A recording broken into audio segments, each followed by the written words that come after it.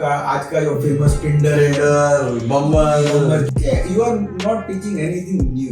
अगर मैं समझता हूँ तो समझूंगा, नहीं समझूंगा तो कितना भी मेरे सर पे मारो मैं नहीं समझूंगा. तो what is your role in my life?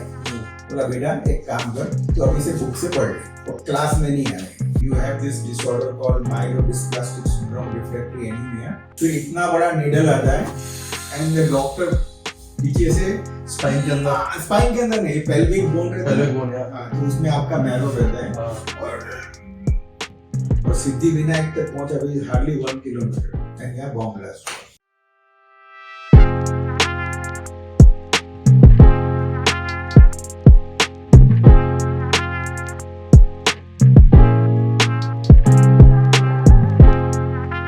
Welcome to another episode of Baba Ki Balcony. I'm Baba, and today is a very special episode. We are going to be talking about some very deep topics. We are going to be talking about terminal disease and something that we have inside and is built in us, but we don't generally do, and we should. It's called mind over matter. And we're going to be speaking about this, and we have a very special person with us today, Mr Milan Maheshwari. He's a mentor. He's also my father-in-law. And we're going to be talking about his journey, and let's go. So, welcome Dad, welcome to another episode. आप आए हो, it's very nice that you are here and we are doing this. मैं जानना चाहता था सबसे पहले, like आप पुणे कैसे आए? Well, thank you for having me, my only son-in-law. मैं पुणे कैसे आया? So ये तो बहुत पुरानी यादें हैं इसकी. और पुणे आने की वजह, it's like we settled down in Pune about 25 years back now. I was born in Mumbai. So Pune आने की वजह ये थी कि I was diagnosed with terminal blood disorder in 1997. And I was given 3 to 5 years of time, that within 3 to 5 years you will be normal. So that time I had to decide what should I be doing with my life. I am a chemical engineer, a very successful chemical engineer. So होता ऐसा था कि being a process engineer, all the chemical industries are outside the cities. You know, so we are traveling to these areas which are very remote in nature, and you are mostly dealing with blue collared workers and chemicals and gases and smell and whatnot. And I used to always envy कि जो बॉम्बे जाते हैं, like sometimes you see people enjoying their life, right, playing golf, going to clubs, and we used to miss all that thing. So जब first week of January 1998, when I was completely diagnosed, ये सब terminal blood disorder में कैसे होता है कि it starts at some point with some manifestation of uneasiness in the body. And I had multiple industries, so like Dombivli, Tarapur, Vapi. So sometimes I would travel by train, sometimes by car. So and then our plants are multi-storied, it's not like ground level. So suddenly you feel breathless when you are climbing the bridge. Station के bridge रहते हैं या plant के सीढ़ियाँ रहती है. And I used to wonder कि ऐसा मुझे क्यों हो रहा है, मीन्स ऐसा मुझे पहले कभी नहीं हुआ था. सो वहाँ से मेरी जर्नी चालू हुई. And by first week of January जो हेमेटोलॉजिस्ट थे बॉम्बे के, रिनॉन हेमेटोलॉजिस्ट एमबी अग्रवाल, उन्होंने बोला कि you have 3 to 5 years of time. You have this disorder called Myelodysplastic syndrome refectory anemia. Okay. And as and when my hemoglobin was low, so as and when you need blood transfusion, you should take blood transfusion. So I had to decide that time कि what is it that I need to do in my life. And I was always like kind of wanted to play golf, learn classical music. So I said, well, अब नहीं तो कब, you know, जब life में break आ गया जी and it's going to you know wherever, so might as well live it and enjoy my life and then think over it कि क्यों हुआ, कैसे हुआ, how to deal with it. So my brother used to live here. He had shifted to Pune in 1989. So I said, okay, let's move to Pune. We wanted to shift to Coimbatore before, but my wife is from Coimbatore, your Sasuma. But she was not ready as she thought there is nobody over there. Means, we shifted in 99 April, so there was we're talking about 1.5 years, and I was into heavy blood transfusion. You know, हर महीने मुझे 4 bottle blood लगता था.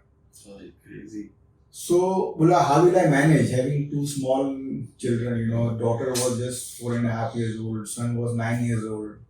So, बोला, how will I manage? Your brother is here, mother is here, so you better, you know, we had a small flat here. So say might as well shift to Pune. At least there is somebody to look after, you know. Yeah. So that's how we came to Pune. That's crazy. Like when I think about it, only gives me goosebumps just to see your journey and how things are and what you are right now. And as we speak currently, and the motivation you still give me about little things in life also, from just getting up to go run or work out to just live your life, enjoy it. Yes. So मैं यही जानना चाहता हूँ, when you get to know that you have a terminal disease, right? What were your thoughts and how did you handle it? Like वो एक होता है ना, एक news आता है and it changes, वो धरती हिल जाता है नीचे से. So क्या था, उसके लिए थोड़ा मुझे past में जाना पड़ेगा. You know, it doesn't start from X point, in the sense from the day the manifestation took place, you know. The background of which it builds up, you know, over the period of time. So in my case, like if I have to talk about my father first, my father was born into a small village in Kutch, which is right now in limelight because of this cyclone. It is passing through there, called Jakhaw. And he was, you know, I think 6th or 7th child out of 10. Okay. But क्या था, उनको बचपन से ही है ना, ऐसा था कि मैं पढ़ाई करूं. His father was a farmer.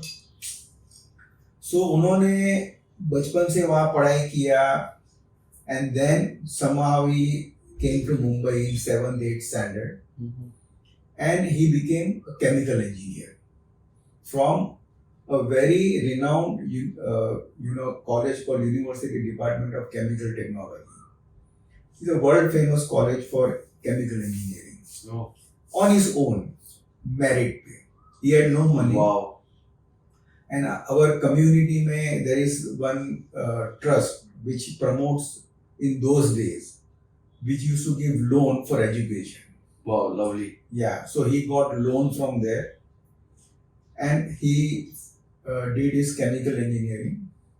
Then he worked for Dr. Homi Setna, India's first nuclear power plant. Wow. In DARC, he was part of the project. Wow. From there, he went on to work with Union Carbide in Chembur plant. And in Union Carbide, he was well recognized by the company and they offered him a job in USA. Oh. Right. So then his mother, my grandmother, told him that if you go to USA, who will look after us? Because he was the only one who was educated and had decent earning. So in those days, I mean, if I remember correctly, his salary was something like 1300 rupees. I'm talking about 60s, you know, it was a lot of money. So then he said, okay, it's my duty to look after my mother. And then, he went on to work with, there is another very famous company called Excel Industries. And from there, he started his own company. Wow. Now, before that, in 1960 or 15, I think 58, 59, he got married. And as usual, जो हर marriage में होता है कि जुगाड़ होते हैं और बच्चे आते हैं, right? So I had my sister in 1960. I was born in 1963, and my brother was born in 1965. So I was a middle child, but as a boy, I was the eldest. So क्या होता है कि my father started his own company in 1968-69, and by 70-71 he was well established. It was a very successful company, and when he started making money, then from the small village of Kutch to owning his own house in Mumbai, having our first car in 1972. Wow. Okay, Premier Padmini Fiat was very famous. बिल्कुल. तब दो ही car होती थी, Ambassador and Fiat, and we had both in our house. ठीक है. So क्या होना चालू हुआ? I mean, I was a good student, but बचपन से, like, I was born in 63, but there was some difference of opinion between my parents, and because of which there were lot of problem of, I would say, domestic violence in the house. And I was very perturbed and affected with it. And I used to be a very angry child, looking at all this violence and stuff like that. I should not be saying, but these are all the things which builds up your character and DNA. Okay, how your body processes energy.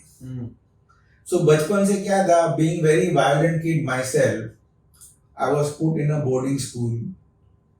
Okay, one day my mom saw me with a Rampuri chaku on somebody's garden, and she said, before he does something, let's put him in boarding school. तो मुझे क्या था कि चलो ये बेटा मेरा engineer बनेगा. अब मुझे नहीं बनना है इंजीनियर, है ना. अब मुझे तो कोई पूछा नहीं कि भाई बेटा आपको क्या बनना है. तो कभी किसी ने पूछा तो मैंने बोला मुझे चंबल का डाकू बनना है, मुझे वो पसंद है, हाथ में गन लेके, है ना. किसी ने कुछ बोला डायनेस्टियां उड़ा दिया, राइट. तो बोला अगर वो बोलते मदर से पागल है क्या, चंबल का कोई डाकू बन जाएगा. तो आई वुड से अगर ठीक है वो अगर नहीं है, आपको नहीं जमता है, तो मुझे जो हमारे कच्छ का ढोल रहता है, मैं बचपन से बजाता था, तो मुझे ढोली बनना है. I used to be a good musician. Okay, I used to play. My sister was a Bharatnatyam dancer. Yes. So I used to play. The mom का idea ये था कि because he's a good, instrument player, ये मृदंग सिखाते हैं इसको, तो ये मृदंग सीखेगा. बहन इसकी भरतनाट्यम डांसर है, तो कभी वर्ल्ड टूर में जाना है तो भाई साथ में रहेगा. 1+1 पैकेज, 1+1 पैकेज, तो उसका ध्यान रखेगा. That was her idea. तो मृदंग सीखता था, लेकिन क्या था कि बिकॉज मुझे नहीं सीखना था वो, you get it, just because I can pick up things. Okay, मृदंग सीख, ये सीख, हारमोनियम सीख, फलाना ढिका सीखने का, लेकिन मुझे बनना है चंबल का डाकू, क्योंकि दिमाग गर्म रहता है. फिर आया 10th, तो 10th में बोला सब बंद. क्यों? बोला भी इंजीनियर बनना है आपको. सो अब दिमाग में वापस बात आई कि यार मुझे नहीं बनना है इंजीनियर. तो एनीवेज एग्जाम दिया.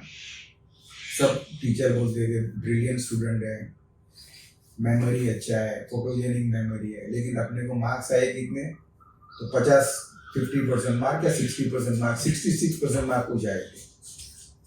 तो क्यों, तो हम एग्जाम में सो जाने का, देखने का कितने मार्क्स आएंगे, 50, 60, 70% आए, बाकी का छोड़ दो। हमको नहीं पढ़ना है, इंजीनियर नहीं बनना है, बाप के साथ नहीं जाना है ना। तो anyways somehow 11th 12th and engineering, and then engineering, ठीक है। End of the day engineering करना ही पड़ा। And at the end of the day engineering किया, बिकॉज माय मदर से बेटा कर ले, तो माँ का कभी सुनते थे कि माँ ने बोला है कर ले तो कर ले। तो उन्होंने 12th में अच्छे मार्क्स नहीं आए थे, सो बैंगलोर में कैपिटेशन फीस दे के एडमिशन ले लिया एंड फिर वहाँ भेज दिया। पहली बार हम बाहर निकले घर से, बिल्कुल वापस दिमाग तो गर्म था ही पहले से। वहाँ रैगिंग, ये जो आपने 3 इडियट में देखा, वो सब रैगिंग हमारे साथ वहाँ हुई थी। Okay, from getting stripped to dancing, college के राउंड लगा, उस टाइम अलग सीन था, बहुत अलग सीन था। मीन्स ऐसा था कि आप कुछ नहीं कर सकते। कॉलेज में ग्रुपिज्म होता था, तो गुजरात अगर बम्बई का स्टूडेंट है तो उसको बम्बई वाले रैक करते थे। अच्छा, हाँ, हाँ, और कोई नहीं कर सकता है। ओके, तो मेरा एरिया मैं ही कर सकता हाँ, बॉम्बे या Gujarat at the most. Mean अगर गुजरात के बच्चे हैं तो मुंबई वाले रैक कर सकते हैं। ओके, और कोई नहीं कर सकता है कि अपना हक है, हमारा आदमी है, तो हम कर सकते हैं। हमारा हक है, तो सबको पता रहता है। अभी जैसे वहाँ क्या होता था कि 3-4 लोग मिलकर either you stay in a hostel या आप बाहर 3-4 लोग मिलकर घर लेते हैं। बिल्कुल। तो बाय द टाइम आपका एडमिशन हुआ तो वहाँ ऑफिस से ही लिस्ट आ जाता है कि कौन आ रहा है फर्स्ट ईयर में, राइट, और किधर से आ रहे हैं, और किधर से आ रहा है और क्या हो रहा है। तो by the time you reach there, when most of the people know, feeling लग जाता था, फीलिंग लग जाता है कि ये आने वाले, राइट। तो जैसे हम सेटल नहीं हुए थे, यू टिंग टोंग बेल बजा, 4 सीनियर खड़े, hello friends, we are your seniors, आ गए अंदर। तो हम अपने को कुछ आइडिया नहीं है कि ये क्या होता है। चलो, कपड़े बहुत अच्छे पहने आपने, स्ट्रिप है, वाह, स्ट्रिप, हाँ, नहीं सपाक। फिर कोई आपको बोलते हैं नहीं कर ले, यू नो, क्यों झंझट चाहिए अपने को। So that's how things started. Anyways, so first year निकल गया, 3-4 महीना चलता है, then they become your friends and they become your very good friends, then they will guide you, they will help you and they will do everything for you, you know. So like first year, second year तो निकल गया, फिर वापस जो अपना basic character रहता है ना, हाउ यू आर बॉर्न। तो एक दिन प्रोफेसर से पंगा हो गया, कुछ क्लास में लेट पहुंचा था, तो प्रोफेसर ने बोला कि ऐसा कोई लेट आता है क्या, ऐसा कोई पढ़ाई करता है क्या, something he said. So I said, sir आप मुझे बुक से पढ़ाते हो, ये आपका खुद का है ना, इसमें कुछ, I mean with due respect to all the teachers and professor, I am talking about those days, right, कि you are not teaching anything new, right. आप बुक में पढ़ते हो, आप पढ़ा रहे हो, वही जो देख रहे हो आप पढ़ा रहे हो। अगर मैं समझता हूँ तो समझूंगा, नहीं समझूंगा तो अब कितना भी मेरे सर पे मारो, मैं नहीं समझूंगा। तो what is your role in my life? बोला बेटा एक काम कर, तो अभी से बुक से पढ़ ले और क्लास में नहीं आने का, ठीक है। बोला सही बात है, बोला ठीक है, challenge accepted. So that was my first major challenge in my life, कि where I had to show the professor that I can study on my own. तेरी जरूरत नहीं है मुझे। हाँ, मैं तभी like you know just imagine यार 22-21 साल का लड़का है, गर्म खून है और दिमाग चल रहा है बरोबर। बाद में नो क्लासेस, फिर जितनी भी लैब्स थी जो हमारी mass transfer, heat transfer, chemistry lab, सबसे बाहर। ठीक है, प्रैक्टिकल सब बुक से कर रहे हैं हाँ पढ़ के। हाँ, सब आपको करना है, समझा। तो मैं बोला जब क्लास पूरे होंगे बाद में आपको करना है, and nobody will help you. ठीक है, तो ऐसा करके I studied my engineering on my own. Okay, all practicals I did on my own. जब मैंने इंजीनियरिंग कंप्लीट की विद डिस्टिंक्शन, तो प्रोफेसर ने मुझे कॉन्ग्रेचुलेशन बोला, बोलते वी आर प्राउड ऑफ। ठीक है, और फिर वहां से जब बाहर निकला तो I wanted to study further. पहली बार लाइफ में क्या हुआ कि वो जो रिवॉल्ट था against your system, parents, father जो भी था, मदर जो भी था, सो वो दिमाग से निकल गया।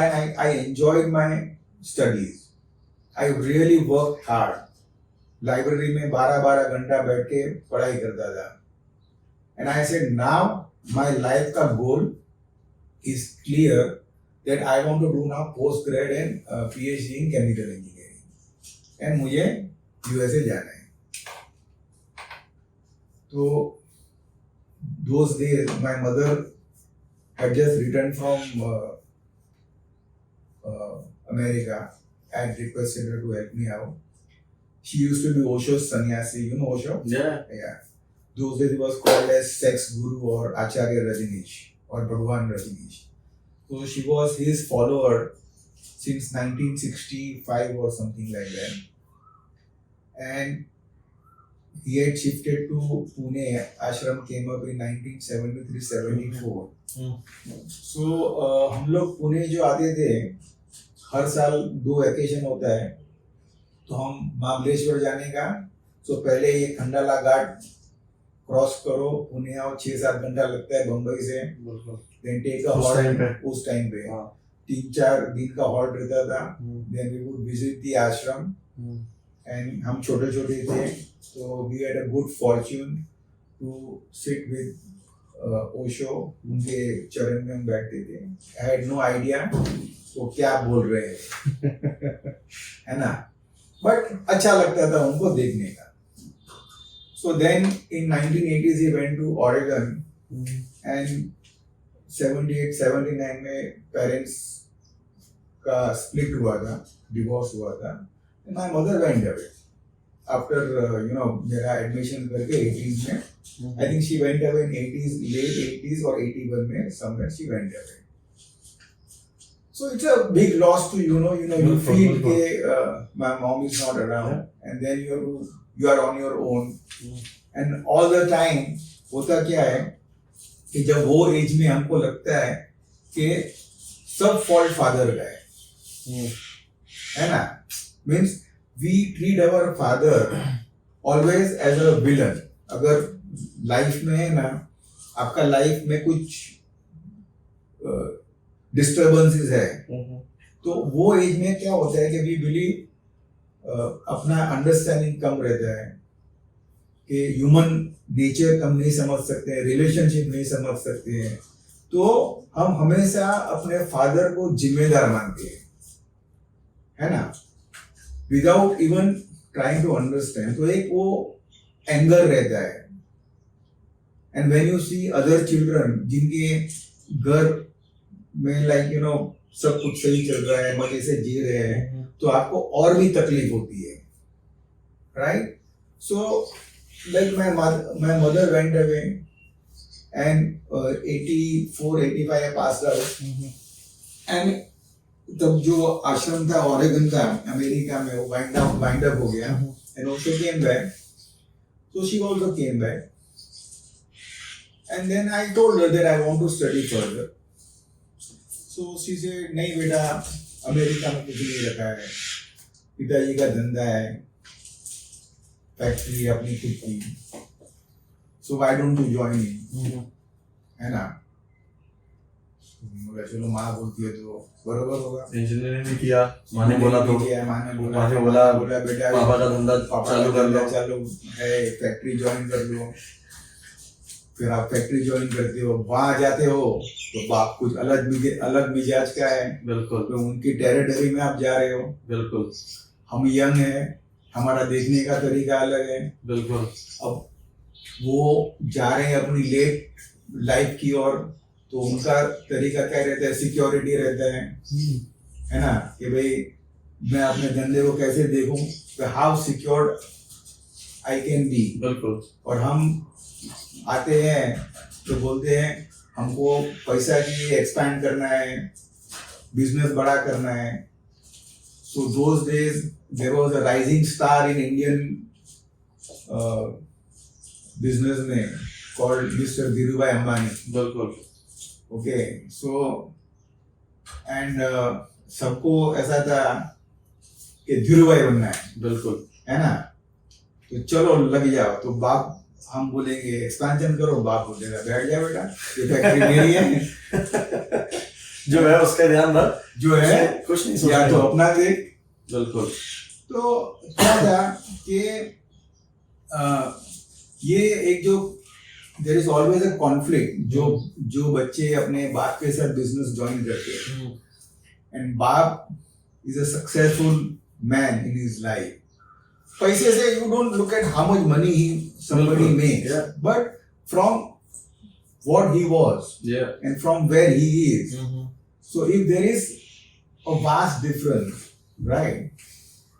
So problem कहाँ आता है कि बाप बोलेगा बेटा जो मैंने देखा है तो तुमने तो नहीं देखा है ना।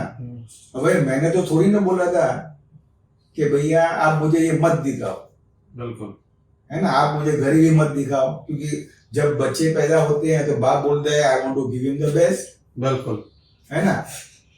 तो माँ बोलती है I want to give them the best, right.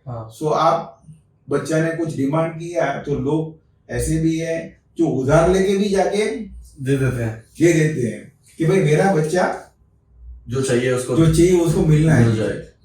फिर जब हम बड़े होते हैं, बचपन में आपने सब हमको हाँ बेटा कर ले, फिर जब बच्चे बड़े होते हैं तो आप फिर सामने अब नहीं, अब तू जाके कमा। तो वो एक कॉन्फ्लिक्ट चालू होता है दिमाग में कि क्या करो। You get my point? Of course, और डर भी रहता है ना। डर से ज्यादा क्या होता है कि जब सेल्फ कॉन्फिडेंस रहता है ना, as long as you are not married, बिल्कुल, as long as you don't have your own children, बिल्कुल, है ना। तो फिर ये लोग क्या करते हैं, मैं आई am talking about those days, आज थोड़ा चेंज हो गया है। हमारे टाइम में क्या था, to have a girlfriend was next to impossible. Okay, और किसी का गर्लफ्रेंड है ना, मुझे हाउ लकी है, कैसे हो गया ये। मजाक नहीं कर रहा हूँ, you could say hardly 0.05% population है बॉयफ्रेंड गर्लफ्रेंड। वाओ, मीन्स किसी लड़की को ऐसे देखा ना, उसने देखा ना आपको, ओ ऐसा होता था कि वाह आज का दिन तो क्या, दिल में गिटार बजने लग जाता। हाँ सच्ची बोल रहे, और आपकी हिम्मत नहीं होती है। वो जब वो फिल्म की फिल्म कल्चर, तो जब फिल्में आती है और देखती है वो हीरोइन ने चप्पल निकाल के मारा, हीरो ने प्रपोज किया, राइट, तो वो भी डर रहता है आपको। तो फिर पेरेंट्स क्या करते हैं, भाई बेटा बड़ा हो रहा है, शादी करवा दो। वही सबका आउटकम तो वही आ जाता है, शादी करना। हाँ, सही हो जाएगा तो शादी कर, सही हो जाएगा, म्हणजे बंधा रहेगा, शादी कर ले, शादी करवा दो। हाँ, करवा दो, कर ले नहीं, हाँ करवा, उस टाइम तो करवा दो, क्योंकि तभी भारत मैट्रिमोनी नहीं थी, हाँ, शादी.com नहीं थी, जीवन साथी नहीं था, फिर आपका आज का जो फेमस टिंडर है, बम्बल जो भी है वो, नो डेटिंग साइट्स, राइट। अभी ऑन पॉइंट हो, आपको सब पता है क्या चल रहा है। बिल्कुल यार, ये तो I am just 60 man, I know, of course, of course I should know what's going on in life, you know. So वो टाइम में कुछ था नहीं, तो क्या करे आदमी, right? So as you grow, you physical changes होते हैं बॉडी में, यू नीड पार्टनर। तो हो गई शादी 87 में आपकी सास के साथ, बिल्कुल। और 88 में बच्चा आ गया। अब दोनों आ गए, राइट? अब ये बंदा किधर जाएगा? दूसरी बात, worst thing, जब when you join your father's business, I'm not saying you don't, but these are the Pros and pros cons. and cons. कि अगर धंधा बढ़ेगा, so you will not get the credit. वो तो बिल्कुल नहीं होगा। क्यों? बोला ये तो बाप का धंधा है, बढ़ना ही था, है ना? और तुमने क्या जो था उसको संभाल रहा है, एक चपाती था, आटा तो तैयार था, तुमने और दो बना लिया, उसमें तुमने क्या किया? क्या किया तुमने? लेकिन फॉर वॉट एवर रीजन अगर धंधा कम हो जाता है या बंद हो जाता है, देखो ये अपना बाप का धंधा नहीं संभाल रहा है। That's true though. है ना? So I had to find a middle way out. Like after having gone through so much, like you know, you learn a lot when you stay outside your house. But that's what I was saying, like learning and your journey through your adolescence to your college days is different. Yes. But what was your age? I want to know. Like generally now we're coming to a point that कि मैंने आपसे बहुत पहले यही सवाल किया था, जब आपको पता चला कि आपको क्या हुआ है, and you said कि ये चालू पहले से हुआ है, right? I was 35. Yeah. Yes. And college खत्म हुआ, you started your dad's business, आप काम करना चालू कर दिए. And when is the year that you started working for dad? 85. How old were you? Sorry. 85 is 22 years old. So 22 to wow, मतलब 22 college खत्म होते ही आपने चालू कर दिया था काम. And the terminal disease happened in 97. when you were 30, 34. 34. Yeah. It started when I was 34. And I just completed 34. Chandni was how? Born in 93 Feb. She was 4 4 years. years 4 old. years. Then Manba was 9. 94. Wow. Yeah. वो time तो means ऐसा था कि I was so busy with my life that your wife never recognized me as her father, because वो जब उठती थी तो मैं गायब हूँ घर से, ओके, और मैं आता हूँ तब तक वो सो गई है. बिल्कुल. तो कभी कभार मैं घर में हूँ तो दरवाजे के पीछे से छुप के देखती थी कौन है. And you used to travel from here to Bombay in the train every day? Bomb from Ghatkopar to Dombivli, then Ghatkopar to Vapi, Tarapur. So हुआ ऐसा था. And पुणे भी आते थे वापस? पुणे या sometimes पुणे आते थे. So sometimes to meet my mother used to live here. तो माँ को मिलने आ गए. जब सोचा हम जब बच्चे थे और वो टाइम में जब माँ की जो फ्रेंड्स थे उनकी बेटियां तो शायद वो बड़ी हो गई रहेंगी, तो शायद कोई गर्लफ्रेंड बन जाए, jokes apart. But yes, mom तो देखेगी नहीं, हम नहीं दिखाएंगे एपिसोड मॉम. तो लेकिन ऐसा हुआ नहीं. So anyways, got married in 87 and yeah, slowly you know, lot of difference of opinion with father. क्या करना है? India was license राज चल रहा था वहाँ इंडिया में. For every little thing, you know, you have to fight. That time you understand your father better. Yeah. कि इतना frustration क्यों है? बिल्कुल. और क्यों था? क्योंकि आप जब तक नौकरी करते हो ना, तब तक ठीक है, सैलरी आया, you are not dealing with other business of life, right? True. लेकिन जब खुद का बिजनेस चालू किया, स्पेशली इंडस्ट्री, हायरार्की पता चलता है. Mean you are dealing with labour. बिल्कुल. Then you are dealing with government, union, this, that. So engineering तो बाजू में रह जाता है. बिल्कुल. पूरा टाइम आपका dealing with all these people and all this, you know, और इंडिया का ये जो करप्शन सिस्टम है, ओके, वो बहुत पुराना है. And in fact, if you ask me, India did not exist before 1947. आप अगर देखोगे ना Yeah. तो इंडिया का फॉर्मेशन 1947 के बाद हुआ है, जब बिल्कुल। इंडिपेंडेंस हुआ। Yeah. 550 और छोटे मोटे जो किंगडम्स थे उनको मिला के इंडिया बना। पहले भारत खंड था, but it was not one single country. Yeah. छोटे छोटे छोटे किंगडम हुआ करते थे, दो हिंदू फिलोसॉफी थी, जो भी था वो, but actually India came into existence after 1947, right? So वो जो ट्रांसफॉर्मेशन था, जो हमारा पुराना culture to The present situation. Present that professional management वगैरह वगैरह जो था, तो लोगों को कास्टिज्म मीन्स इतना अंदर प्रॉब्लम्स थे, उनको डायरेक्शन नहीं मालूम है कि क्या करना चाहिए। जो हमारे लीडर्स थे, शायद प्रोबेबली उनको जो समझ में तब आया उन्होंने वैसे किया। It's not that they did not wish good for this country, but whatever they understood कि हमको ऐसा करना चाहिए, कि जो भी सिचुएशन थी। बट इन 80s और 90s में जब when we joined the business and started, तो सिचुएशन में कैसा था कि बहुत खराब था। Means licence raj, for every small little thing you needed licence. But that हम आ रहे हैं आज का topic, we are talking about terminal disease and mind over matter. तो मैं अभी ये तो ऐसा है कि when I sit with you, हमें पता नहीं चलता सुबह रात कब हो जाती है।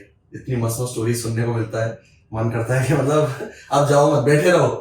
तो आज हम यही बात करने वाले हैं जनरली, क्योंकि हमारे पास समय कम है, वक्त ज्यादा है, जैसे हम बोलते हैं, राइट? तो हम चालू करते हैं कि the day you got to know that you have a disease which is only leading to demise, right? And how was it to accept and to tell the family that this is what is happening, and facing reality and coming to understanding that yeah, this is the truth? So क्या था मालूम है? For me, means in those days I was a promoter of publicly traded company. There was a group called Alchemy Group of Industries. Now it is called RT. We are very big in chemical industry. I was part of that group. Okay, probably out of 800 small scale industry in MIDC, only couple of us came out of it and did bigger, for bigger businesses, जिसको बोलते हैं, जो सब सोचते हैं ऐसा होना चाहिए। तो 91 में मुझे ब्रेक मिला था। तो क्या था कि I was doing very well. Means I was to become managing director of my company. Okay, Alchemy Organics Limited in 97.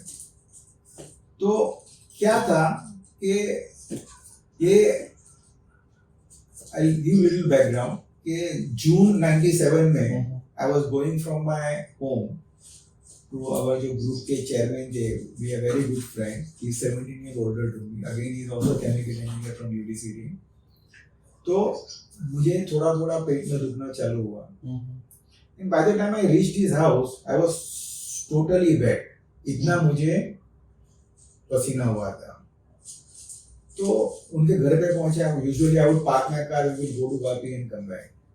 फिर डॉक्टर को बुलाया, I came back home and then went for sonography. तो सोनोग्राफी में कुछ नहीं आया, it was clear. And incidentally sonography के बाजू मेरे फ्रेंड का पैथोलॉजी लैब था, डॉक्टर रश्मि का। तो मैंने सोचा चलो ब्लड टेस्ट करवा लेता हूँ। तो उसने बोला रश्मि ब्लड टेस्ट करना है, कर ले। किया तो जब रिपोर्ट आया बोला तुम्हारा हेमोग्लोबिन 11.5 है। तो बोला हाँ ठीक है। फिर then I called up Chandrakant bhai, is good friend of mine, कहते ऐसा तो हुआ है। So he used to have a friend nephrologist. तो बोलता है go to him and कुछ नहीं है, हो जाएगा। So I went to him, फिर कुछ आयरन टैबलेट, फिर पालक बिलक खाओ, हो जाएगा। बट फिर अपना इंजीनियरिंग दिमाग है कि ये कम क्यों हुआ। तो हर हफ्ते चेक करने का, every week it would be 0.5 gram less. Even after eating the iron tablets and after eating, doing everything what the doctor told me. तो 11, 10:30, 10, when it came to 8:30, despite doing all these things, alarming, तो he said Milan red flags. Red flag है, I mean you have to visit an hematologist. है ये क्या होता है? Haematologist कभी सुना नहीं है ना, वो तो ब्लड के डॉक्टर है. Is a good friend of mine, doctor M B Agrawal, Dadar में वो मीटिंग. सो उन्होंने अपॉइंटमेंट लिया एंड वहाँ उन्होंने जाके ब्लड लिया and then they do bone marrow aspiration. You know what is bone marrow aspiration? So they take out the marrow and they do Yeah, that. so That is they- painful. Yeah, very, because it cannot be anesthetized. You can Wow. it is not, it is done on the, ये जो सिर्फ local anaesthesia रहता है ना skin पे, उतना ही करते हैं. Wow. बाकी आप जो जैसे होम में सोए हैं ना हाँ. वैसे सोना पड़ता है. फिर इतना बड़ा नीडल आता है एंड डॉक्टर पीछे से Spine के अंदर. स्पाइन के अंदर नहीं, पेल्विक बोन रहता Pelvic है. bone, yeah. हाँ, तो उसमें आपका मैरो रहता है हाँ. और हड्डी के अंदर जाता है. हड्डी के अंदर जाता है वो पूरा. ये घुसाते फिर वो मैरो निकालते हैं. एस्पिरेट करते हैं, एस्पिरेशन करते हैं. वो हो गया. मेरे फ्रेंड था साथ में, I did not tell anybody. So very close friend of mine was with me. हम लोग साथ में बेंगलोर में पढ़ते थे. So doctor told me come after 3 days. So I called my wife and told her that I'm going to Pune. I'll go and meet my mother. तो उसने मुझे दादर स्टेशन पे छोड़ा, पुणे आया, वापिस आया 3 दिन के बाद. तो इसमें क्या होता है, दे यूजुअली क्या करते हैं कि it is by exclusion. I mean जो करते हैं ना कि मीन्स यू एक्सक्लूड, ये नहीं है. सो पहले ट्रीटमेंट चालू किया, मेगालोब्लास्टिक एनीमिया, B12 का डेफिशिएंसी रहेगा, then there is pernicious anemia. तो वो सब पूरा प्रोसेस वहाँ से पिन पॉइंटिंग की एक्चुअल डिजीज क्या है वो ढूंढने में टाइम लगता है. ढूंढने में टाइम लगता है. और उस टाइम तो और शायद टाइम लगेगा. लाइक हाँ. नाउ तो होता क्या है उसके अंदर कि ये नहीं मीन्स देन डॉक्टर ने बोला कि there is something called erythropoietin जो किडनी में बनता है, तो उसकी कमी की वजह से भी आपको ब्लड नहीं बनता रहेगा. तो what is your financial status? तो तब वो जमाने में एक इंजेक्शन 10,000 रुपये का हुआ करता था, राइट? तो बोला आप ले लो, वो ले लिया. ये मतलब टर्मिनल डिजीज जो है क्या डिजीज था, ये आपको पता कैसे चला? वो मैं बता रहा हूँ कि आई वाज फीलिंग ब्रेथलेस. ठीक है, एक ये ब्रेथलेसनेस चालू हुआ, फिर ये जो मुझे पेन हुआ, mean I was so wet, you can literally निचोड़ो उसको पानी निकलेगा. उनके जब घर में मैं पहुंचा तो दे वर आल्सो लाइक शॉक, ये क्या हो गया इसको. तो उसके बाद में जब हेमोग्लोबिन का टेस्ट किया ना, ये भी आप सोचो कि क्या मुझे सूझा कि वो डॉक्टर का बाजी में होना. Otherwise I used to be a blood donor. I used to donate blood regularly before. Okay, तो जिसको बोलते हैं ना कि जब मैंने ब्लड टेस्ट करवाया और ये 11:30 से गिरना चालू हुआ, जब 11:30 से गिरना चालू हुआ मेरा हेमोग्लोबिन, तो it was a red flag. And जब when you go to a hematologist, when they start doing extensive test on you, okay, ये नहीं, तो फ्रॉम जून से लेके दिसंबर तक ये चला. वाओ. And I stop. बोला आप फैक्ट्री पे जाना बंद करो. Stop smoking also. Smoking, I had stopped smoking. I stopped smoking when Manan was in the womb. Your mom-in-law said, I can't. I don't like the smell. वो दिन से छोड़ दिया सिगरेट, है ना. फिर उसके बाद में लाइक कभी कभार दोस्त मिले तो बात अलग थी. I'm not a regular smoker. बोला आप फैक्ट्री में केमिकल एक्सपोजर फिलहाल बंद करो. So I stopped going to the So factory. you think these were one of the factors that could be, but the thing is that अगर मुझे हुआ तो वहाँ दूसरे 400 लोग काम कर रहे हैं, उनको भी होना चाहिए. तो ऐसा आपके दिमाग में कभी आया कि So, नहीं क्यों या मुझे क्यों? तो फिर क्या हुआ, जब दिसंबर तक फर्क नहीं पड़ा एंड हेमोग्लोबिन वाज 7.5 जैसे रहता था. तो then doctor said we have to do a trephine biopsy.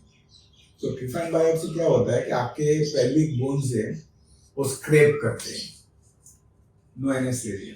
उसको स्क्रैप करके then they study your chromosome.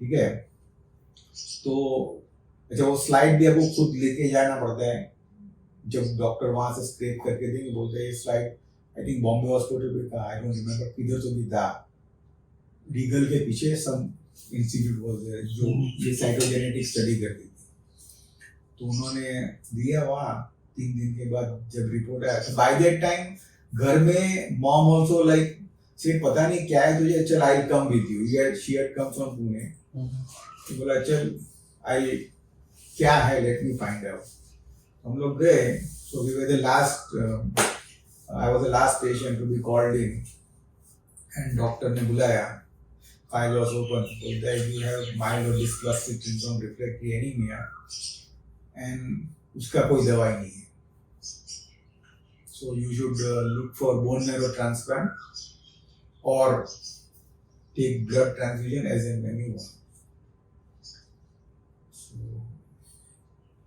So I told doctor that I think what you are saying is not the right way to put up. So that means I said you are not God, right? There must be something available in the world for me to do. We'll find out. You should say in allopathy we have no treatment. Mean ऐसा आप बोलोगे कि तुम्हारा कोई दुनिया में इलाज नहीं है, तो इंसान परेशान हो जाएगा, निराश हो जाएगा, बिल्कुल, he will be dejected in life, he will give up hope नहीं होता है। तो ये क्या है कि जो तुम्हारा बेसिक नेचर रहता है ना, कि I was always had faced difficult situations in my life and never cried over it, or the thing is कि gave up on it. So now I was staring at the most difficult situation in my life and इससे कैसे deal करने का। Now मेरी life was just starting business में, तो ये जो मैंने आपको बैकग्राउंड बोला ना, कि जब मैं घर पे गया एंड ही डिड नॉट से मच अबाउट इट, तो तब मेरे पास घर में I had internet in my house, 16 रुपया पर मिनट देते थे। Wow, wow, so like you have to just quickly, I would say internet has played major role in my life. Okay, if I have survived, internet को credit जाना चाहिए। Thanks to information. Yes. So जब मैंने information निकाला, तो myelodysplastic syndrome is an autoimmune disorder, falls under aplastic anemia, and उसमें 5 different types है। So refractory anemia was the last, where you have little more time, 3 to 5 years. First type में 6 महीने में गया, दूसरे टाइप में 1 साल में गया, 2 साल में गया, ऐसा डिंग डिंग डिंग डिंग जा रहा है। तो मैंने प्रिंट आउट लिया एंड फैमिली को दिया। We had a huge bungalow in Bombay, तो मेरे सेकंड फ्लोर पे था, so everybody started crying as usual. आपने प्रिंट करके दिया उनको? प्रिंट करके दिया, हमारे बाप को भी दिया, सबको दिया। नहीं पढ़ो, getting to know about it कि सबको पता चला। हाँ, wow, that's crazy। अब क्या है दुनिया में ना, जो मेरा एक्सपीरियंस था, ये कैसा था कि कॉन्स्टेंटली लाइफ है ना थ्रोज स्पैनर एट यू। भगवान ने तुमको अगर if I throw a spanner at you, what will be your reaction? You will try to duck it, right? Yeah, dodge it. Dodge it. But I said, if I stand tall, I have a chance to catch it. You get it? That's a different way to think about it. See, if life is constantly throwing spanners at you, right? Now if you dodge it, आएगा, लगने वाला है आपको, है ना? But अगर आप खड़े रहोगे and try to catch it, तो you have a better probability of surviving. वो स्पैनर आप पकड़ सकते हैं। लाइफ तो डिफिकल्ट रहने वाली है, क्योंकि मैंने तो वो सब ठिकाने पे देखी थी, from my engineering from my younger days. तो मैं बोला ऐसा नहीं हो सकता इस दुनिया में कि मेरा इलाज ना हो। It is time versus death. दूसरी बार, माय मदर मीन्स माय नानी, she had lost her mother when she was 2 years old।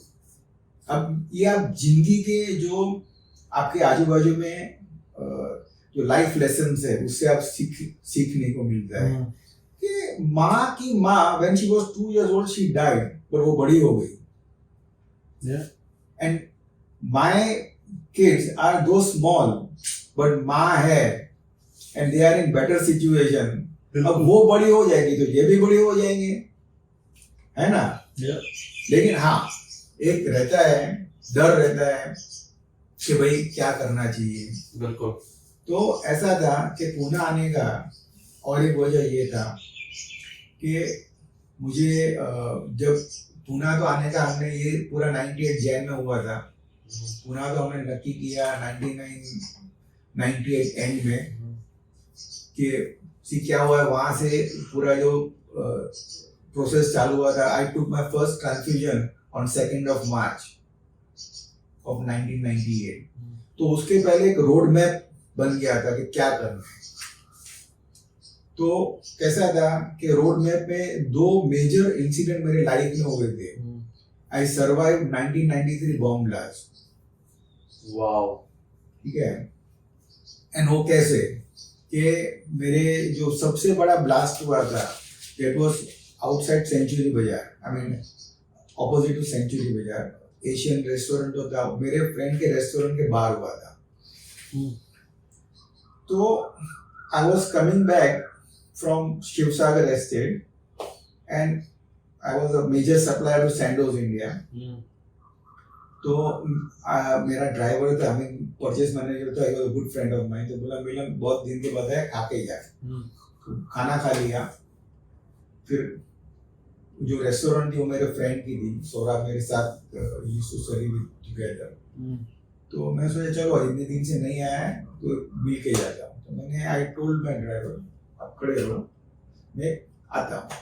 और बाहर निकलने गया और मुझे दिमाग में ख्याल आया कि यार मैंने खाना खा लिया। दोस्त days that guy was from Mangalore, he used to stay, जो बंगलो था वो नीचे रहता था और हमारे घर में खाना खाता था। इट वाज ऑलमोस्ट 1:30 के आजू बाजू था। तो मैं बोला मैंने खा लिया, ये भूखा है बेचारा, मैं जाऊंगा ये और आधा घंटा भूखा रहेगा, तो इसको क्यों भूखा रखने का। तो मैं सोचा छोड़ यार, चलो लेट्स गो होम। और सिद्धि विनायक तक पहुंचा, भाई हार्डली 1 किलोमीटर। एंड यहाँ बॉम्ब ब्लास्ट हुआ सेम जगह पे, सेम जगह जहाँ मेरा गाड़ी रुका था, जीप में कि कुछ किसने बॉम्ब था। सो खाने चले जाते ऊपर दोस्त के पास, तो ऊपर नहीं, मतलब वहीं पे रेस्टोरेंट में नीचे। तो मतलब गेम हो जाता विद वो पूरे 3 बिल्डिंग का प्लास्टर निकल गया। I think more than 250 people died in that blast. Wow. Okay. और इसके पहले मनन जब वुम में था, when I was conceived, the gynaecologist would say because of short stature of my wife कि नेचुरल डिलीवरी नहीं होगी एंड इसको सिजेरियन करना पड़ेगा। तो जब उसको एडमिट किया तो लास्ट मोमेंट पर she change her mind, say we will wait for natural delivery, and then things went wrong. And then Manan was, when he was taken out, half of the body was blue. Oxygen से पानी पेट में चले गया था, lungs में चले गया था। 15 दिन तक ही सर्वाइव्ड समहाउ। एंड तीसरी बात ऐसी थी कि बिफोर दैट कि because of this incidents at home my height never grew. Height इतने लंबे और कितना बड़े हो गए। हाँ, अब ये मजे की बात है कि जब मैं इंजीनियरिंग में गया ना, तो I was 18 years old, 5 foot height and not a single hair on my body. I mean, ये सर के बाल थे, no mustache, nothing, no armpits, underarms, किधर भी बाल नहीं है। ये मेरा आवाज जो था ना, वो 14 साल का लड़का कैसे रहता है, ऐसा था। तो वहाँ बच्चे लोग बोलते थे कि ये स्कूल नहीं है, कॉलेज है भैया, तो वापस जा। वहां जाके 1 साल में आई बिकेम 6 फुट। घर से लंबा रहा, मुच्छी बुच्छी आ गई, change of environment, change your whole persona. तो जब डॉक्टर ने मुझे कहा कि भैया this is what you have, when I figured out कि ये मुझे हुआ है, तो how should I approach this with these 3 major life changing experience जो हुए थे मेरे साथ। फर्स्ट कि मैं घर से लंबा रहा, मेरी हाइट बढ़ गई। दूसरी बात ये बोला, who put that thought in gynecologist's mind at the last moment कि अब ये हमको नेचुरल डिलीवरी करना है, right, because mother had to suffer. Then who put the thought in my mind कि मेरा ड्राइवर भूखा रहेगा, हाँ, and I should not stay here. It was a strong feeling, I followed that. So you mean you had that क्या बोलते हैं उसको, तो स्पाइडर सेंस बोलते हैं ना। तो क्या बोलते हैं, मींस अगर मेरी, आई एम नॉट सेइंग कि people are heartless, but in most cases people would have at least say चलो 10 मिनट मिल के आता हूं, बिल्कुल हाई बोल के आ जाता हूं या पी के आ जाते हैं, राइट। बिल्कुल। बट एक पैर बाहर निकाल के, आई से वैन, वो ओमनी वैन है, वो बाहर निकाल के वापस अंदर लिया, बोला लेट्स गो। अगर मैं वहां से रेस्टोरेंट तक जाता हूं, आई एम गॉन। तो अभी ये सिचुएशन मेरे लाइफ में आया है, I can not undo it, in the sense कि नो मैटर जो हुआ है वो हुआ है। यू फील कि you know you are taken aback, it's a big shock, right, but you can't give up. बिल्कुल। I mean this life is full of possibilities and you have to trust the nature. So मैं वहीं आने वाला हूँ, बस हम आपको you got to know the disease that you have and treatment कैसे चालू हुआ, आपने क्या किया? ट्रीटमेंट तो था ही नहीं, एलोपैथी में there was no treatment, so doctor said bone marrow transplant। तो उसके लिए there is something called HLA typing, 6 proteins रहते हैं, तो either your brother sister or your first cousins। तो कुछ करीब हमने 10-12 लोगों का मैरो चेक किया, उसके बाहर जाने का मतलब नहीं तो मतलब सबने अपना मैरो निकाला चेक करने के लिए? नहीं, वो HLA टाइपिंग करते हैं, ब्लड टेस्ट करते हैं। तो वो अगर मैच नहीं हुआ, अगर फुल मैच नहीं है, then it cannot happen, so you cannot happen, नहीं हुआ। My sister was in Germany, तो उसने वहाँ किया और उसने रिपोर्ट भेजा और हम लोग गए टाटा इंस्टीट्यूट में। तो टाटा इंस्टीट्यूट, कैंसर इंस्टीट्यूट जो है हॉस्पिटल, तो the doctor said this is matching, marrow is matching. किसका? मेरा और सिस्टर का। वाओ। तो बोला my mama is a gastroenterologist, बोलते हैं ट्रांसप्लांट अगर तुम इंडिया के बाहर कराओ या वेलोर में चालू हुआ है, क्रिश्चियन मिशन हॉस्पिटल में। तो हमने मामा को फोन किया, because he was from Christian mission hospital, उन्होंने गैस्ट्रोएंटरोलॉजी वहां से किया था, तो आई रिमेंबर। बोला I know all the doctors, I come with you. So ऐसा प्रोसेस चालू हुआ। जब हम वहां पहुंचे तो द डॉक्टर सेड, मोमिन चांदी, I remember, doctor Momin Chandi, कि हु टोल्ड यू ये मैरो मैच हो रहा है? अरे हाँ, तो 50% के see being brother sister 50% match होगा, बट यू नीड 100% मैच। तो टाटा ने बोला जिसने भी बोला, मैं sorry I should not say, but आपका मैरो मैच नहीं हो रहा है, you are not fit for bone marrow transplant. And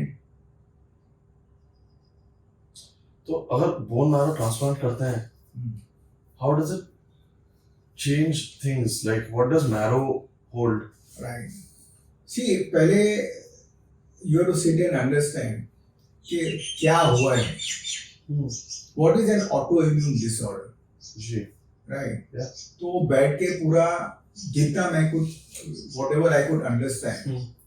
So basically it is a mutation of T cells, okay, you know, के where your immune system is acting against you. तो इसमें क्या होता है कि as soon as ये जो complete blood count रहता है ना आप करते हो, तो white blood cell, hemoglobin and platelets, ये 3 मेजर कंपोनेंट है. तो उनके प्रिकर्सर्स है जो स्टेम सेल में से बनते हैं. तो होता क्या है, डिजीज का प्रोग्नोसिस कैसे होता है कि जैसे मेरे बॉडी में चालू हुआ विद हेमोग्लोबिन, तो हेमोग्लोबिन क्या जो प्रिकर्सर्स रहते हैं कॉल्ड रेटिकुलोसाइट्स, वो जो स्टेम सेल से बनते हैं और आपकी इम्यून सिस्टम उसको दुश्मन समझती है और जाके उसको मार देती है. You get it? Yeah. It is an autoimmune disorder, means your immune system is acting against you. Okay. So it starts killing your जिसको बोलते हैं cells which are born out of stem cell. So जो disease का prognosis होता है secondary leukemia में होता है. Okay. And eventually you will not have white blood cells, platelets, hemoglobin. And eventually the body dies.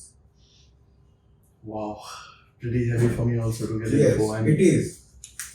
It is not easy for people to understand Yeah. unless you have a science background. बिल्कुल.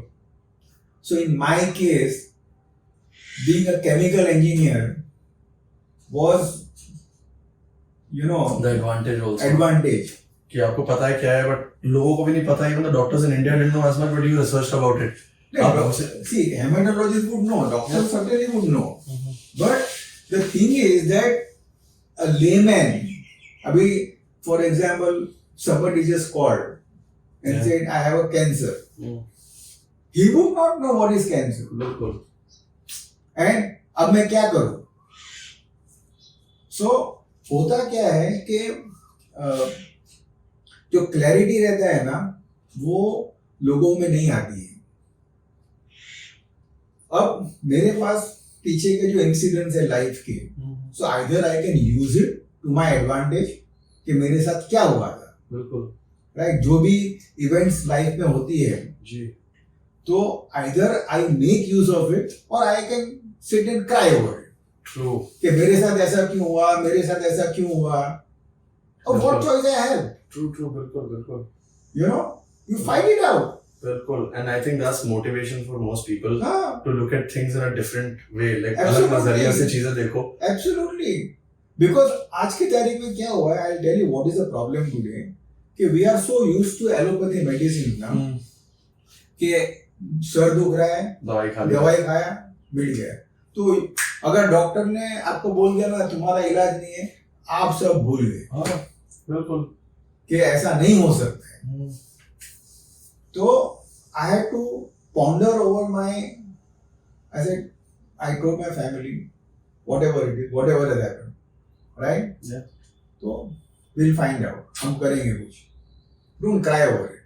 बिल्कुल. और मैं यहीं पे मैं एक hot लेना चाहता हूँ. बिल्कुल. एंड मैं बताना चाहता हूँ आपको, ये पार्ट 1 एपिसोड है. हम पार्ट 2 पार्ट 3 करने वाले हैं.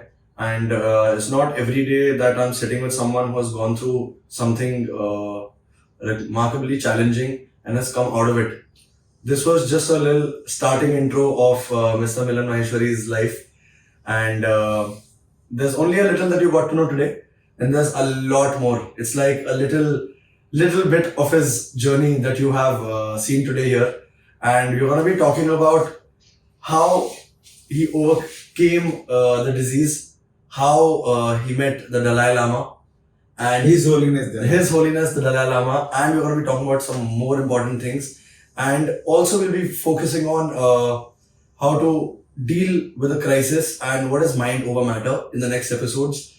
Thank you so much for today. Right, and second episode's we're gonna be shooting soon. And today the thing is, we wanted to do a podcast in the evening and not do everything that we do with lights and general topic. And आज क्या है, lights shut हो गया है and आज अगला part हम करेंगे अगले हफ्ते.